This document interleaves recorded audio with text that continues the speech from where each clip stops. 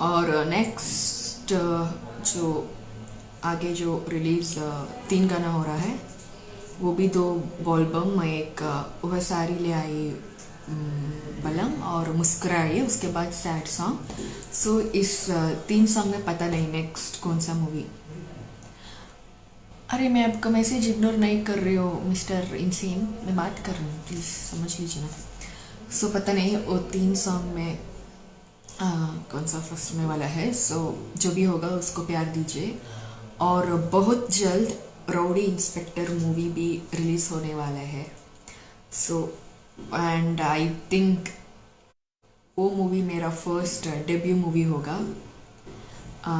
उस मूवी को आप देखकर बहुत ही बड़ा हिट बना दीजिए, क्योंकि मेरा फर्स्ट सॉन्ग मड़वा में येरवा को आपने बहुत सारा प्यार दिया और उसको बहुत ही बड़ा हिट बना दिया। और नेक्स्ट मेरा फर्स्ट मूवी राउडी इंस्पेक्टर वो भी बहुत जल्द रिलीज होना है। सो उसको भी आप बहुत बड़ा हिट बना दीजिए, क्योंकि फर्स्ट जो डेब्यू होते हैं ना, so it will always be special, हमको बहुत ही स्पेशल होते हैं इसलिए।